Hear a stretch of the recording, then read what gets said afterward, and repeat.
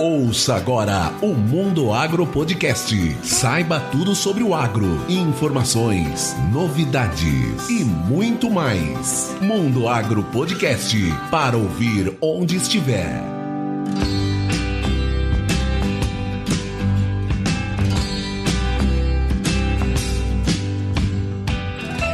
Bem-vindo ao Mundo Agro Podcast, o seu podcast sobre o agronegócio. E no episódio de hoje, dando continuidade à série Produtores Rurais, nós trouxemos o Ricardo Arioli. Ele é engenheiro agrônomo e produtor rural em Tangará da Serra e tem uma longa história de defesa da agricultura e dos agricultores brasileiros. Tudo bom, Arioli?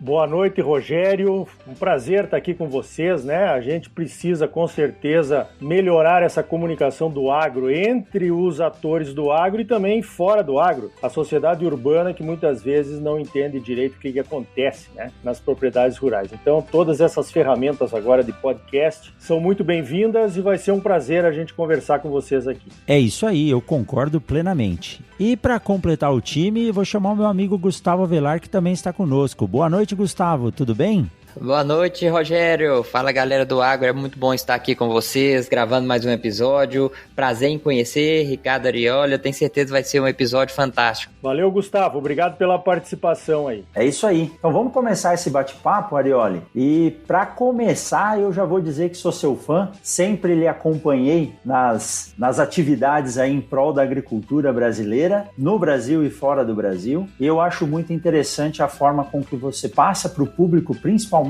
para quem é da cidade, como a agricultura no Mato Grosso e no Brasil é de verdade.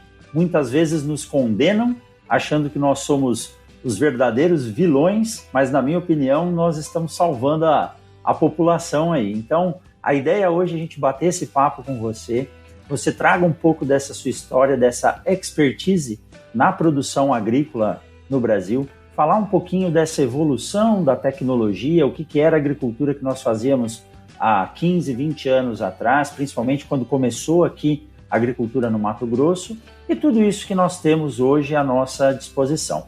Então, para iniciar, Arioli, gostaria que você contasse um pouquinho quem é o Ricardo Arioli para os ouvintes do Mundo Agro Podcast.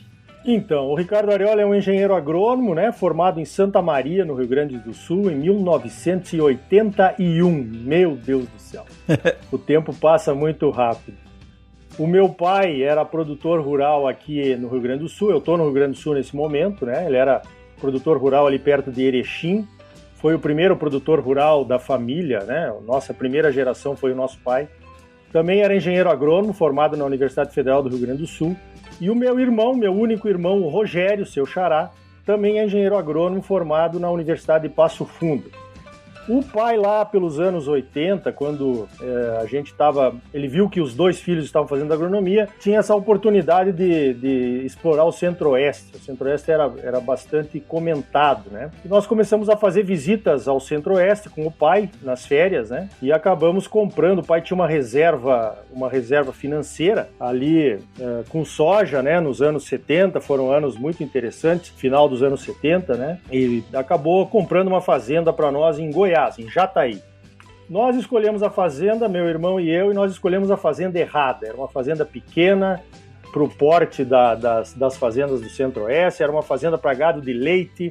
Eu estava bastante influenciado com isso na época e nós acabamos... E no asfalto, né? Então era uma fazenda que foi cara também, assim, considerando as outras oportunidades da época ali. Eu me formei e fui morar lá em Jataí, depois meu irmão logo se formou também, foi para lá, e aí eu voltei, casei, voltei para Jataí, isso foi em 86, chegamos à conclusão, o Rogério e eu, que a fazenda, nós tínhamos que vender a fazenda e partir para outra, porque a gente já estava arrendando terras e a fazenda não ia servir para o nosso propósito. A soja então já estava se consolidando, né, como uma coisa viável no Centro-Oeste, isso lá em 86. Nós acabamos vendendo a fazenda, tivemos sorte, e aí compramos essa fazenda então que nós temos até hoje em Campo Novo do Parecis, uma fazenda então, um modelo de compra totalmente diferente, né? Era uma fazenda longe de tudo, uma fazenda que não estava pronta para nada, era uma fazenda bruta no Cerrado, né, ali de Campo Novo, e nós mudamos de mala e cuia então para Campo Novo, Tangará da Serra, na verdade. Campo Novo não existia existia na época, né? E onde nós estamos lá até hoje plantando. Essa foi a nossa 33ª safra. Vamos plantar a 33ª safra agora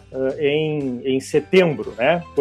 Ou outubro, quando começar o plantio de soja. Nós plantamos soja na primeira safra, plantamos milho, plantamos girassol, já plantamos pipoca na segunda safra, né? Já plantamos algodão também, paramos de plantar algodão, porque a nossa área não é muito grande, são 2.000 hectares de planta, e a gente faz 2 safras nesses 2.000 hectares, e agora nós estamos investindo bastante em integração com a pecuária, né? Nós estamos investindo num semi-confinamento, na recria, nós temos um pequeno confinamento lá também, que nos ajuda então a aumentar a renda da propriedade, fazer essa diversificação maravilhosa aí, que é essa integração da lavoura com a pecuária, que eu acho que é uma revolução que está acontecendo nesse momento no estado de Mato Grosso. Mas é isso aí, Arioli. Então quer dizer que vocês hoje estão aí com a propriedade buscando a diversificação, e é isso que a gente tenta realmente, né, Arioli? Trabalhar e passar para o produtor. O produtor não pode se basear numa única cultura. O sistema tem que ser produtivo e não uma única cultura na propriedade, né? Pois então, eu vejo que essa conversa sobre o sistema de produção, ela está se acelerando no estado, e muitos produtores já entenderam essa mensagem, né? Hoje, praticamente, você não vai num dia de campo sobre técnica ou manejo de culturas e alguma outra coisa que você não se fale, né, em sistema de produção. E isso é muito bom, porque eu acredito que é uma evolução do produtor brasileiro, né, do produtor mato-grossense. Antigamente, o meu pai, por exemplo, ele conhecia muito bem, e era assim com todos, né, 2 culturas, a cultura da soja e a cultura do trigo no inverno, né? Exato. Hoje nós temos aí diversas atividades diferentes na fazenda, o que obriga o profissional a se manter atualizado em todas elas, né? E entender as interações que aparecem em função disso. Eu estudei em São Paulo, Arioli, e tinha muitos colegas na universidade que vinham das colônias de Olambra 1 e Olambra 2. Olambra 1 é mais voltado à parte de flores, né? Mas a Olambra 2, ela é a de grandes culturas. E de vez em quando nós íamos visitar as propriedades, e aqueles holandeses antigos falavam assim, o importante é tudo o que você faz e não somente o que você faz na fazenda. Eu tenho que ter feijão, algodão, boi, ovelha, peixe, cabra e o que mais puder, né? E a soma disso tudo, além de te dar uma estabilidade de preço em termos de comercialização, se der problema em um, sobra o outro para você poder compensar. E essa é uma filosofia muito importante, principalmente quando a gente fala em ambiente de produção, em solo, em água e assim por diante, né? Positivo. Eu vejo que também que tem um outro detalhe aí que a gente sabe, né, Rogério? Agrônomo estuda isso, Gustavo, Rogério, que são aquela quantidade. O lucro ele vai diminuindo à medida que você vai aumentando a sua produtividade, né? Isso é uma realidade. Então, o desafio de você conseguir produtividades maiores em todas as culturas com as quais você opera é uma necessidade, né? Não é mais nem... Quer dizer, nós começamos colhendo, no caso do milho aí, que entrou como segunda safra, a gente colhia 40, 50 sacas por hectare e tava bom, né? A gente colhia 30, 40 Exato. Sacas de soja e tava bom, né? Hoje não tá bom. Você tem que colher 60 sacas de soja aí, no mínimo, e no mínimo 90 sacos de milho para poder compensar financeiramente. Arioli, eu tenho até uma pergunta para te fazer nessa parte de gestão e sustentabilidade financeira do produtor hoje. Sem dúvida, o produtor brasileiro é muito eficiente na parte de produção, mas a gente tem visto alguns produtores pecar na parte de gestão de forma geral. Qual que é o sucesso para uma produção sustentável financeiramente aí? Quais são os segredos para manter o negócio sustentável? Ah, se eu soubesse, Gustavo. Fiquei até ansioso, viu? Achei que você ia me falar esse negócio. É complicado, né? Porque realmente o agrônomo, né? Claro, tem diversos perfis de colegas e tal, mas o agrônomo produtor, ele quer ver o resultado da produtividade, né? E às vezes não é isso que tem que se buscar, é isso que você falou, você tem que buscar o equilíbrio financeiro, o lucro, né? Maior. Muitas vezes o Rogério, meu irmão que mais toma conta lá da fazenda, ele é muito bom nisso, ele consegue balancear, digamos, os investimentos numa determinada safra num custo de produção razoável para buscar um resultado melhor, né? Muitas vezes, você sabe disso, muitas vezes o excesso vamos dizer, de produtos que se coloca na propriedade para aumentar a produtividade não tem lá um resultado financeiro, um resultado econômico no final muito bom, né? A outra questão que eu vejo é a venda, a trava da produção, né? Agora mesmo esse ano, veja só, nós estamos, cada semana parece um negócio melhor do que na semana passada. E na semana passada você olhou aquele preço da soja, do milho, da soja do ano que vem, do milho já da safra do ano que vem também, e você achou ele fantástico, né? E aí você agora se depara, se fez negócio, se arrependeu, né? Nós fizemos alguns negócios, mas quer dizer, isso mostra a importância de você ter um custo de produção, né? Eu vejo muitas consultorias, e são boas consultorias, meu filho até trabalha numa, né? Eu tenho um filho que é engenheiro agrônomo e trabalha numa consultoria de venda de produto, e as consultorias às vezes tentam ajudar o produtor, mas nada melhor do que um bom custo de produção bem feito, uma margem, um fluxo de caixa, né? Uma margem desejada, e aí tomar as atitudes de venda. A gente tem uma forma de vender por lotes, né? Para não errar tudo e não acertar tudo de uma vez só, mas tem dado certo. Esse é o ponto que eu vejo bastante, né? Olha, hoje eu trabalho com consultoria na parte de gestão, e meu maior produtor hoje que mais produz em termos de produtividade por hectare não é o que mais tem lucro, né? Tem produtores que estão conseguindo equilibrar o investimento na rentabilidade muito melhor do que aquele que quer a máxima produtividade, mas nem sempre ela tem o melhor retorno. E um ponto importante também que eu tenho visto é os custos fixos aumentando muito das propriedades a partir do momento que o cara sobra um pouquinho de caixa, Arioli. Ele tem um custo bom, tem uma produção boa, começa a sobrar caixa, ele começa a fazer investimento, e esse investimento começa a comer o lucro dele. Muito maquinário novo, muita estrutura física, e quando ele vê, o lucro acabou.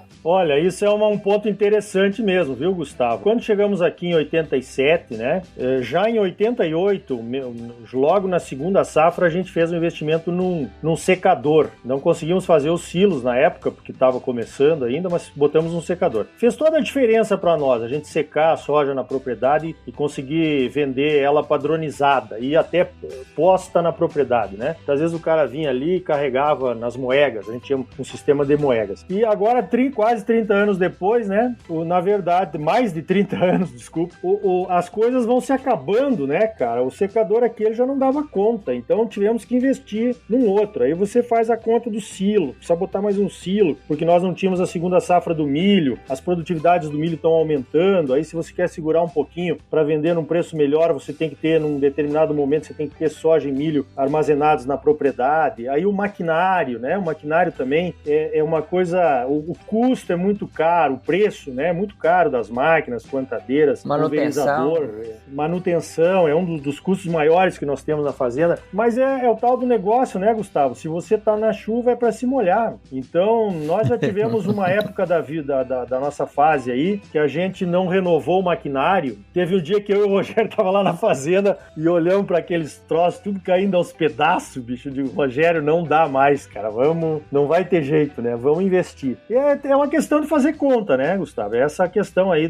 da gestão que você tá falando, né? Você falou muito bem, buscar o equilíbrio, né? Buscar o equilíbrio. Outra coisa que eu vejo, talvez você tenha essa mesma noção aí nos produtores para os quais você presta serviço, muitas vezes a gente compra uma tecnologia cara, por exemplo, essas tecnologias embarcadas nas colheitadeiras para fazer mapa de colheita ou agricultura de precisão, mas nós ainda estamos muito distantes de tirar tudo que aquilo tem para dar, né? E se você comparar o preço dessas tecnologias com o preço que se vende que elas são vendidas nos Estados Unidos, por exemplo, é um absurdo. Nós estamos pagando praticamente o triplo aqui, né? Sem conseguir tirar, muitas vezes até por falha das concessionárias, não é nem o produtor não querer, né? Às vezes não tem gente na concessionária para ensinar o produtor. Então tem muita coisa que eu acho que é um desperdício, né? Que a gente poderia melhorar, com certeza. Essa era uma pergunta que eu ia lhe fazer, Arioli. Isso que você pontuou é verdade, até porque os serviços às vezes chegam no Brasil e eles dependem muito de tecnologias que ainda não estão implementadas em todas as regiões produtoras nossas. Por exemplo, um sinal de celular. Aí você depende de uma antena de rádio para se conectar ao celular, para que a máquina possa fazer essa comunicação. Mas é notório para todo mundo que a tecnologia ela evoluiu nos últimos anos. O problema é que o custo de produção caminhou junto com a tecnologia, aumentando também. Mas o que você viu da época que vocês tiveram a fazenda lá em Goiás, em Jataí, depois vieram para o Mato Grosso? O que você viu em termos de evolução de tecnologia? Tanto tecnologias ligadas a equipamentos, como tecnologias em termos de materiais. Os materiais se tornaram mais produtivos, ou isso estagnou num dado momento e avançar e ganhar aí 5, 10 sacos de soja ou 20, 30 sacos de milho num hectare, isso é algo ainda muito difícil de se fazer mesmo com essa tecnologia? Olha, essa tua pergunta é bastante instigante, né? Eu diria que o principal ganho hoje na produtividade, eu acompanho isso de perto, porque como eu faço essas palestras de sustentabilidade, né? Por aí, a gente tem que mostrar quanto que evoluiu, quanto que a gente economizou de área plantada, né? A produtividade é um bom indicador disso tudo, né? Mas melhorou muito a genética das variedades, né? Tanto da soja quanto do milho. Veja que no caso da soja, a gente já compete de igual para igual com os americanos. Se você observar as produtividades da soja brasileira, no Mato Grosso, quando não dá problema de algum problema climático no sul do Brasil, né? Eu faço parte do SESB também, que é o Comitê Estratégico Soja Brasil, que tem aquele desafio nacional de máxima produtividade. Então tem muita gente que já está conseguindo mais de 100 sacas por hectare em algumas parcelas, em alguns talhões, né? Isso é graças também, claro, tem todo um manejo por trás disso, que também é importante, mas um ganho muito significativo da melhoria genética das variedades. No caso do milho, nós ainda estamos colhendo aí, vamos para simplificar, metade do que os americanos colhem, né? Mas nós estamos com o milho é a segunda safra, cara. Já colhemos uma, né? Eles estão fazendo a principal, o milho, né? Eles fazem ou milho ou soja, né? E eu acredito que o milho nós vamos seguir aumento de produtividade aí para também ficarmos aí pau a pau com a produtividade lá dos Estados Unidos, né? Então evoluiu muito. Eu costumo dizer, Rogério, Gustavo, ouvintes aí do Mundo Agro Podcast, que se não fosse a tecnologia nós não teríamos sobrevivido aqui no Mato Grosso. Analisando como era o ambiente de produção, de logística, enfim, né? Na época que a gente chegou aqui em 87, analisando hoje, se não fosse a produção, a produtividade e a tecnologia, nós não estaríamos aqui plantando. Perfeito, exatamente. É isso aí, e vamos aproveitar esse intervalo para lembrar que o Mundo Agro Podcast está nas redes sociais como @MundoAgroPodcast. E se esse é o primeiro episódio que você está ouvindo e não sabe como faz para ouvir os outros mais, basta digitar no Google Mundo Agro Podcast e escolher a sua plataforma de preferência. Lembrando também que se você está gostando desses episódios e quer ajudar o Mundo Agro Podcast, você pode ser um mantenedor e até participar com a gente de uma gravação. Basta entrar no link que está na descrição desse episódio e escolher o PicPay ou o Padrim. Apoie essa ideia.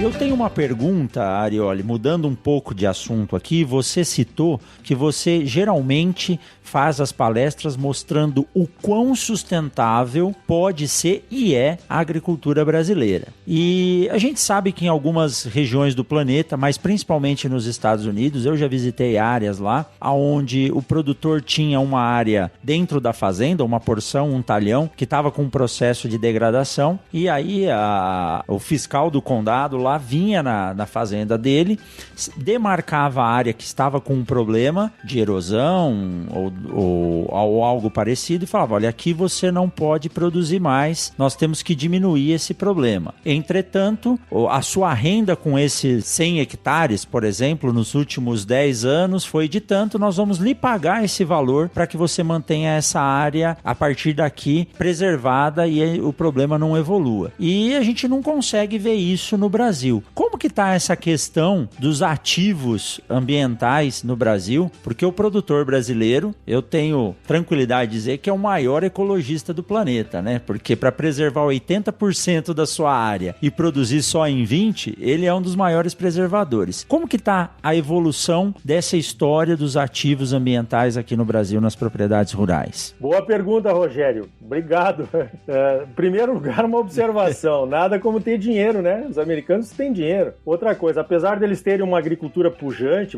normalmente 600 milhões de toneladas, né? Eles produzem contra 250 aqui do Brasil. Estamos crescendo, mas vai demorar para a gente chegar lá. E a economia americana, ela não está focada no agro, que nem aqui no Brasil, né? A economia americana, o agro, acho que é 3% do PIB, é uma coisa quase nada, né? Pegar ali o estado de Illinois é menos de 1% do PIB. Então, realmente, a economia, no caso dos Estados Unidos, ela pode ajudar os produtores, né? Ela pode ajudar com subsídios e ajudas, como tem feito, né? Agora, os desafios de sustentabilidade, que agora mesmo os europeus aí estão querendo boicotar produtos brasileiros. A Cargill, teve uma empresa norueguesa que disse que não vai mais comprar da Cargill, porque pegou um dinheiro de um Green Bond, né? Um fundo verde, tem exigências. A Cargill anunciou que vai rastrear todos os seus fornecedores. A COFCO, que é uma empresa chinesa, também anunciou que vai rastrear, né? Nós ainda estamos engatinhando nessa questão de mostrarmos a nossa sustentabilidade. Essa é a minha opinião. Nós temos pontos fortíssimos, né? Poucas áreas do mundo conseguem fazer 2 safras de verão no mesmo ano. Essa história que nós estamos conversando aqui de fazer o soja, depois o milho. O soja, depois o algodão. O soja, milho, ou então milho, algodão, pipoca, girassol, feijões, pulses e por aí vai, né? Esse negócio só está melhorando. E ainda uma terceira safra, que é a integração da lavoura com a pecuária, né? Como nós estamos fazendo lá na fazenda. A gente planta o soja, planta o milho junto com a braquiária, tecnologia desenvolvida pela Embrapa. Aí colhe o milho, solta o gado na braquiária até setembro, desseca a braquiária, usa menos herbicida lá na frente, né? Porque a braquiária, a palhada da braquiária tem um negócio de supressão de algumas ervas daninhas aí, e planta o soja de novo e começa tudo de novo, né? Então, e ainda esse é um ponto forte. O outro ponto fortíssimo é o compromisso que os produtores brasileiros aceitaram quando se aprovou o Código Florestal de investir numa área de preservação dentro da propriedade, né? Que são as reservas legais e as áreas de preservação permanente. Isso sim, ninguém tem no mundo, é só o Brasil que tem. E já a Embrapa também já mostrou que os produtores brasileiros, entre os segmentos de toda a sociedade brasileira, os produtores são os que detêm a maior quantidade de ativos, né, de preservação ambiental dentro das suas propriedades, né?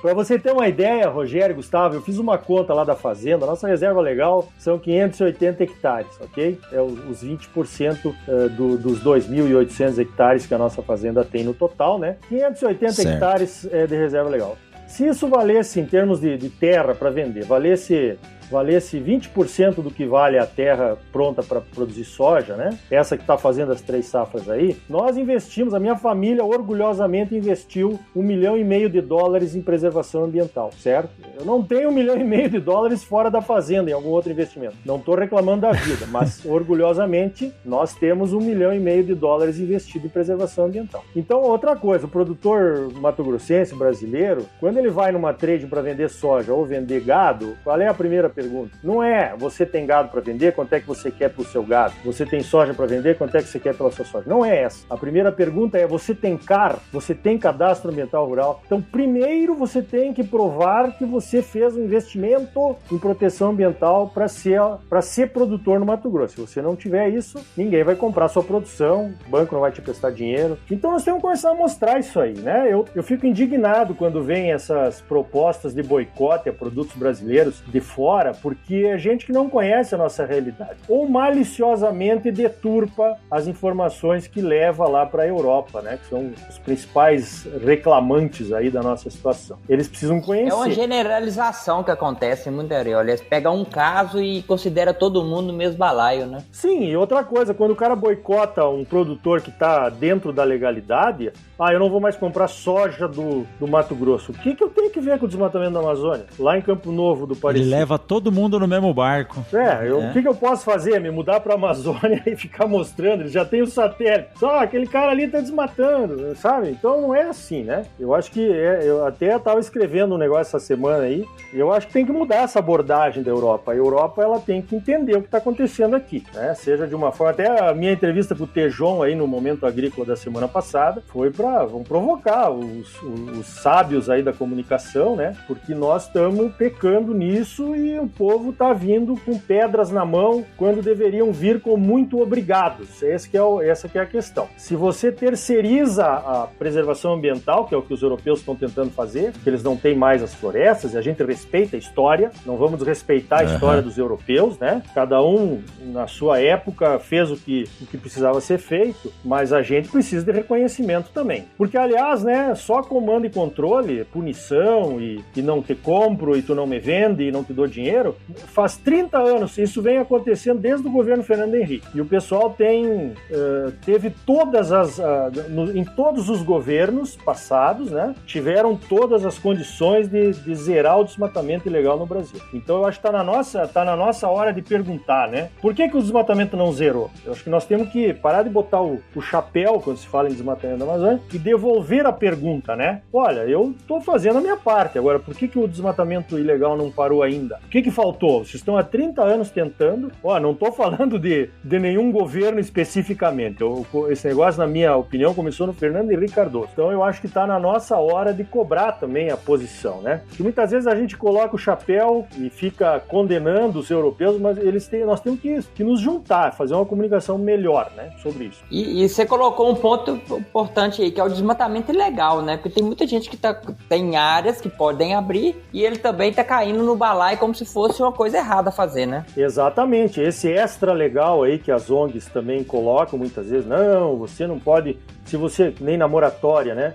Se você abriu depois de 2008, mesmo que tenha sido legalmente, nós não vamos comprar sua soja. Mas que crime foi esse? O cara, né? Se ele tem o direito, ele tem o direito, né? Então isso também tem que ser respeitado. A gente respeita a história da Europa, como eu disse, dos diversos países. Eu acho que de uma forma ou outra somos todos descendentes de europeus, né? Eu sou descendente de italiano com português. A minha esposa é descendente de alemães. E nós não viemos aqui para destruir nada. Eu, quando saí do Rio Grande do Sul lá com meu irmão, engenheiros agrônomos recém-formados, filhos de engenheiros agrônomos, nós não viemos para o Mato Grosso, vamos lá destruir o Cerrado. Pelo contrário, nós viemos fazer um Brasil melhor, né? Acho que estamos conseguindo, né? Quer dizer, a gente respeita a história de todos, mas também quer que a nossa história seja respeitada, né? Eu acho que é mais ou menos isso. É perfeitamente, até porque nós estamos dentro do mesmo envelope, né? O planeta é um só. E a Europa depende do Brasil em termos de alimentação, assim como a China, a Ásia em geral. Nós dependemos deles em termos de tecnologias e algumas coisas que nós não produzimos também. Então o importante é se entender. E a agricultura tem mostrado nos últimos anos, para dar aula, assim como você dá suas palestras, Arioli, a gente precisa se munir de dados, que embora o foco produtividade hoje ele não está ligado à margem de lucro, mas nós temos conseguido aumentar a produtividade em várias culturas, né? Em várias culturas. Veja, hoje aí tem gente até produzindo gergelim, uma cultura que está dando uma rentabilidade muito boa, embora seja sazonal. Mas a tecnologia faz com que a gente consiga produzir mais na menor área.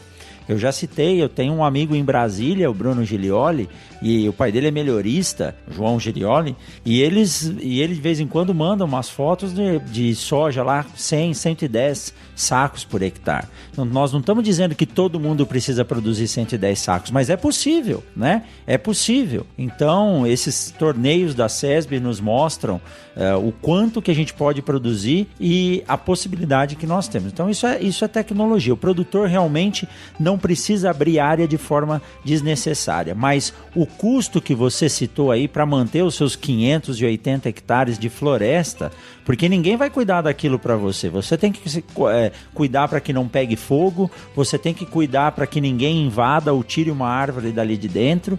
Então, eu acho que hoje, se a gente tivesse uma recompensa que é não atrapalhar o agricultor, já estava bom demais, né? Não precisava nem pagar. Mas eu acho que futuramente é importante pensar o quanto que esse valor agregado dentro da propriedade rural pode ser recompensado em forma de créditos de carbono e assim por diante, né? Está dentro da propriedade, isso tem que ser valorizado, né? Agora, eu tenho pena dos europeus, se eles realmente resolverem boicotar os produtos brasileiros, eu acho que isso não vai acontecer, porque mesmo com a moratória da soja, a área plantada triplicou, né, no Brasil, no Mato Grosso. Então, é ameaça, mas se eles não comprarem a nossa produção, produção, é ruim para eles também. Vão comprar de quem? Ou vão pagar quanto? Vai pagar mais caro, ou vai comprar de alguém que não tem a mesma preservação ambiental que a gente tem, né? É uma pena. É difícil. E eu acho que você lembra, Arioli, nós estávamos juntos quando o professor Rattanlau veio ao Brasil, e é muito interessante a forma com que ele mostra a preservação na forma de captura de carbono. E andando com ele aqui pelo Mato Grosso, ele falava, olha, essas áreas enormes, produzindo o que produz de soja, produzindo o que produz de milho, produzindo o que produz de algodão, e a quantidade de matéria orgânica que vocês estão conseguindo manter no solo com o uso do plantio direto, isso é uma forma importantíssima de reter todo o carbono gerado pelas indústrias nos países desenvolvidos. Então vocês estão captando esse carbono e reduzindo o problema ambiental da evolução normal do planeta, né? E aí quanto mais a gente produzir, mais a gente consegue preservar, que é uma forma que ninguém vê, que é o carbono preso no material orgânico, na matéria orgânica lá do solo. Falando nisso, Rogério, o CESB estamos desenhando um projeto lá dentro do Comitê Estratégico Soja Brasil, justamente medindo o carbono dessas propriedades de alta produtividade. O CESB está montando um banco de dados, né, há 10 anos, já 11 anos, com as propriedades campeãs, tudo que fez, né, tem que mostrar, tudo, não tem segredo ali. E isso vai ser muito bom pro Brasil, né? O CESB vai lançar um curso agora, um curso de EAD, onde diversos professores aí, cientistas de altíssimo nível vão interpretar e discutir, né, com os alunos esse banco de dados que o CESB está montando. E o CESB está querendo fazer também um estudo do carbono, justamente isso que você falou, né, para ver essa questão do carbono. Outra coisa que eu estava fazendo uma conta outro dia, Gustavo, Rogério e ouvintes do Mundo Agro Podcast aí, outro dia, de vez em quando eu me invoco, né, eu gosto de fazer planilha, eu gosto de olhar dados de produção, produtividade e tal, e aí eu fui lá no negócio da Conab e comecei a fazer uma conta. Quanto que a produtividade permitiu que nós economizássemos de área? Se nós estivéssemos produzindo, se nós estivéssemos com a mesma produtividade de 2005, foi justamente o ano que começou a moratória, há 15 anos atrás, né? E se nós não tivéssemos uma segunda safra de milho, que toda ela é feita numa área já aberta, se nós tivéssemos que produzir a mesma quantidade de milho abrindo outras áreas, nós já teríamos aberto 8 milhões de hectares, a mais, quase o Mato Grosso inteiro. O Mato Grosso esse ano vai produzir 10 milhões de hectares de soja. Então isso nós temos que mostrar, né? O pessoal não sozinho ninguém, assim, por conta ninguém vai ver isso, né? Agora o aumento de produtividade, a segunda safra, e olha que ainda temos que medir, achar um jeito de medir, talvez pelo carbono, a questão do boi, né? Como terceira safra. Nem estamos fazendo isso ainda. Os números não mentem, então se você apresentar os números, ó, essa conta aí que você fez é fantástica, tem que se mostrar isso mesmo, desse jeito, né?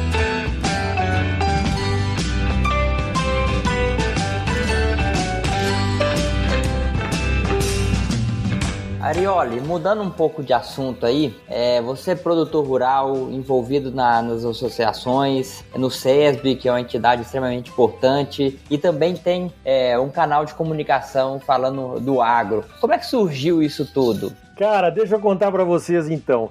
Dia 15 de julho, agora, quarta-feira da semana que vem, eu tô comemorando 25 anos de Momento Agrícola ao vivo na Rádio Tangará. Olha só, é isso aí. De parabéns. Tô velho, rapaz. Começou assim, ó, tinha uma pessoa lá de Tangará, um agrônomo também, que depois virou prefeito, virou deputado, Jaime Muraro, né? Ele era sócio de uma rádio, essa Rádio Tangará, na época ele era sócio, e ele me chamou para fazer um programa junto com ele. Aí nós batizamos o Momento Agrícola, no sábado, né? A gente ia para lá pro estúdio, não tinha internet, arrumava umas notícias lá que vinham no Telex, né? Eu lia bastante revistas e tal, e a gente começou a fazer. Depois ele entrou para a prefeitura, daí teve que parar, eu continuei, até no sábado passado agora ele estava ao vivo lá no estúdio, né? Eu tô fazendo por telefone, porque eu tô aqui no Sul, nós relembramos boas histórias. E aí em 2015, a convite da AproSoja, né? Associação dos Produtores de Soja do Estado de Mato Grosso, o presidente era o Ricardo Tonzic, meu amigo, ele foi presidente, ele era o vice do agora o senador aí, como é que é o nome dele? O Ricardo Tonzic era vice do Carlos Fávaro, né? O Carlos Fávaro se licenciou, saiu da ProSoja para concorrer, ele assumiu e ele ouvia o Momento Agrícola. Na fazenda dele ali, eles tinham uma fazenda ali perto de Campo Novo. E ele me chamou e disse assim, Xará, vamos fazer um negócio gravado aqui e tal. Agora dá, né? Porque tu vê, vocês estão em Sinop, eu tô aqui no Sul e nós estamos fazendo gravando o Mundo Agro Podcast. Na época não dava. Agora tá dando. Então eu tô fazendo desde 2015, agora com o patrocínio da Federação da Agricultura, a FAMATO, né? E é uma cachaça, né? Vocês também fazem isso. A gente começa e não quer mais parar, né? Isso é um vício, né?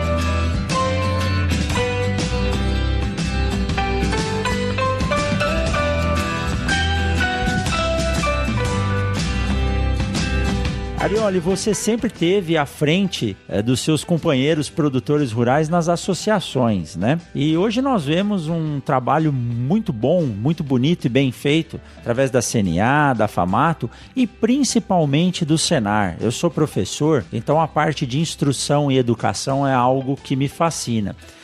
Como que você tem visto e como que você tem atuado à frente dessas associações aí em prol do produtor rural? Bom, isso é uma outra coisa que eu acho que eu gosto muito de fazer, né? De estar junto com as pessoas que podem fazer a diferença, no caso, nas associações. Eu tenho feito isso há algum tempo, como eu tive a oportunidade de participar da fundação da AbraSoja, que depois virou a ProSoja Brasil, né, junto com o ex-senador Gilberto Gellner, aqui do Mato Grosso, e outras figuras aí que também ajudaram a fundar, né. Depois ficou um tempo parada, porque o problema na época era o Plano Collor, aí resolveu, aí securitizou, e aí a associação ficou parada, depois a ProSoja Mato Grosso acabou retomando ela, e agora tá forte, né, aí no negócio. A federação também, sindicato, eu gosto de participar dessas coisas aí. E olha, realmente eu acho que a CNA, por exemplo, mudou. Eu vejo isso, né? Ninguém me falou. Eu tô lá também porque o Normando, que é o presidente da federação, me indicou para ser o presidente da comissão de grãos, né? Comissão de cereais, fibras e oleaginosas lá da federação da CNA. Então eu tô lá participando. A CNA mudou. Ela não é mais uma confederação que está a serviço de uma pessoa, como ela estava na época da Cátia Abreu, né? O doutor João, que é o presidente atual, ele mudou a CNA. A CNA tem um corpo técnico lá de primeiríssima qualidade. É uma coisa fantástica. Eu não conhecia, passei a conhecer com essas idas lá para participar das reuniões da comissão, e hoje eu tiro o chapéu pro trabalho que a CNA está fazendo. Isso se reflete nas federações, se reflete na FAMATO, né? Se reflete em algumas outras federações que também fazem um bom trabalho. E o Senar é fantástico, né? O doutor João, ele tem dito que ele quer aumentar a classe média rural do Brasil. Esse é o projeto atual da Confederação Nacional da Agricultura, né? Da Federação da Agricultura e Pecuária do Brasil. Isso é muito legal. E o Senar vai levar essa assistência técnica, né? Que nunca deveria ter acabado no Brasil. Infelizmente, nós estamos aí num hiato de assistência técnica. Hoje só tem assistência técnica praticamente quem consegue pagar, né? Assistência técnica. Exato. E o meu pai era extensionista rural da Secretaria da Agricultura do Estado do Rio Grande do Sul. E isso aí era uma das principais características da agricultura no Brasil, né, Arioli? Que era a assistência técnica gratuita dentro das CATs, das secretarias de agricultura e assim por diante. Então, com essa possibilidade do Senar, né, que é gratuito, fazer ações coordenadas em diversas áreas para levar assistência técnica para o pequeno, médio e até grande produtor, isso é fantástico. O Senar é o responsável pelas palestras e pelos treinamentos, né, e capacitações do programa Soja Plus, que nós iniciamos na ProSoja em 2011, né, que leva informações de gestão, de saúde e segurança do trabalho e também da questão ambiental para os produtores rurais. Isso foi um marco, esse programa, né? O programa Soja Plus, com a ajuda do Senado. Lá na minha cidade, em Tangará da Serra, começou um projeto chamado MT Horticultura, com a Unemat, a Universidade Estadual lá do Mato Grosso, também a Empaer, onde 50 produtores estão recebendo visitas e assistência técnica do Senar na cultura cultura do abacaxi. E isso está transformando a região lá. Já tinha um plantio grande de abacaxi. Isso está integrando os alunos da universidade, né, com os produtores, que eu acho isso ótimo, porque a universidade está chegando próximo aos produtores. Não era assim, né? A gente sabe disso. Eu mesmo tinha muito pouca aula prática lá na época que eu fiz faculdade em Santa Maria. E hoje isso está mudando a face de uma agricultura, que é a agricultura familiar, a agricultura do pequeno produtor, que ela tem que se desenvolver assim como se desenvolveu a agricultura das commodities, né? Do milho, da soja, do algodão, do girassol, enfim, né? Tem que chegar a isso para todos os produtores do Brasil. Sinceramente, eu fico muito animado quando eu vejo esse tipo de coordenação, de ação e de arranjo, né? Que a gente pode entender e entende que vai fazer a diferença. E o Senar, ele acaba empregando muitos profissionais de grande valia no mercado com esses treinamentos. Mas você falou uma coisa, eu gostaria que você explicasse melhor. Você falou que os cursos do Senar são gratuitos, mas quem que paga isso aí, então? O curso do Senar ele é pago pelos produtores, né? Porque quando você vende algum produto, 0,2%, né, junto com o rural lá, ele vai para o Senar. Esse dinheiro é recolhido por um fundo que vai para o Serviço Nacional de Aprendizagem Rural. Então os cursos todos são gratuitos, cursos de altíssima qualidade, né? Teve uma época da vida que a minha esposa e eu fizemos um curso de derivados do leite lá em Tangará e acabamos montando uma fábrica de iogurte. Ficou Olha por um bom tempo aí a gente vendia iogurte lá em Tangará. Muito bom. Se tem uma coisa que eu gostaria de conhecer um pouco mais, Arioli, é o CNA, viu? Eu escutei muito bem falar da Luana e ela tem alguns trabalhos junto com o CNA e esse ano era uma das minhas metas fazer algum treinamento do CNA para estar conhecendo a galera, conhecendo os projetos. O negócio falou, tem que ir lá para conhecer, né? Cara, você se aproximando do Sindicato Rural, né? O Redivo é o presidente aí de Sinop, gente boa pra caramba. Você pode se aproximar lá e ver os cursos que são... Agora tá meio parado por causa da pandemia, mas você pode ver os cursos que estão sendo oferecidos. Começa aí se aproximando do sindicato que você vai acabar conhecendo a CNA, viu, Gustavo? E esse é o caminho, né? Se a pessoa quiser conhecer o CNA, ir pro sindicato e se aproximar, que as coisas acontecem por ali. Exatamente. O sistema sindical brasileiro, ele tem um canal, né, que a gente chama. Ele tem o canal que junta Brasília com o produtor na outra ponta, né? Então, o produtor associado ao sindicato, ele discute as suas demandas ali em nível municipal, né? O sindicato leva essas demandas para a FAMATO, a Federação da Agricultura, que todos os sindicatos são associados à federação, e as federações do Brasil inteiro levam as demandas para a confederação. Então, você veja que hoje a confederação tem praticamente as portas dos ministérios estão abertas, né? Outro dia eu assisti uma live, logo depois do Plano Safra, uma live da ministra com o Dr. João Martins, que é o presidente da confederação, analisando o Plano Safra. A CNA, então, eu já vi isso, né? O pessoal já me levou em algumas reuniões lá em Brasília. Nós estamos indo aí, a CNA. Não, vem aqui que eu abro um espaço na agenda e nós vamos conversar. É assim que funciona, né? É uma, digamos assim, é uma via de comunicação direto com quem decide, seja o executivo ou a Frente Parlamentar da Agricultura, que a CNA participa do IPA também, né? Isso aí já dava mais uma live, né? Mas é um caminho que tá cimentado e tem todas as portas abertas para ouvir o produtor e seus problemas desde a base até chegar lá a quem decide em Brasília. É isso aí, a organização nos aproxima da perfeição. Perfeito ninguém é, mas a gente pode chegar muito próximo dela. Que bate-papo legal. Isso aí, Gustavo Arioli, muito obrigado por trazer informação para o produtor, trazer informação para o aluno das ciências agrárias, trazer informação para quem é da cidade. Essa sua história é uma história de muito sucesso, né? Uma caminhada aí em prol da agricultura, e eu espero que você tenha muito mais tempo pela frente aí para poder levar a informação para o Brasil e para o mundo do que é a agricultura brasileira em sua essência. Olha, Rogério, Gustavo, eu que agradeço a oportunidade. Como a gente sabe, a gente discutiu aqui, né, do Mundo Agro Podcast, né, que a comunicação é um dos problemas, então, do agro, né, com a sociedade, com os próprios atores do agronegócio. Então, é sempre muito bom poder conversar. Veja que a conversa flui rápido, né? O tempo passa quando a conversa é boa. Eu que agradeço a oportunidade. Estamos sempre às ordens, ok? Quando vocês precisarem de alguma coisa aí, sempre às ordens, ok? Parabéns pelo podcast. Eu confesso que eu não ouvi muitos episódios, mas eu já ouvi uns 2 ou 3 e vou virar fã, e vou virar um ouvinte assíduo do Mundo Agro Podcast, ok? Arioli, parabéns pelo trabalho que você tem feito. como produtor que preserva suas áreas e está nesse time aí que é líder mundial em preservação, como comunicador e como ativista, né, sempre presente nas associações. Parabéns mesmo. É um exemplo a ser seguido. E lembrando que o Arioli, ele é apresentador do Momento Agrícola. Quem quiser ouvir, é só entrar lá no SoundCloud, que tem lá na forma de podcast esse programa para que vocês possam ouvir. Muito obrigado, Arioli, por esse bate-papo. Cuide do frio aí no Rio Grande do Sul. Esperemos que essa pandemia passe logo para a gente poder voltar com força total aí. Muito obrigado, Gustavão. Tudo de bom para vocês. O que nós desejamos é uma boa safra a todos. Tchau, tchau. Valeu, um grande abraço a todos. Valeu, até mais.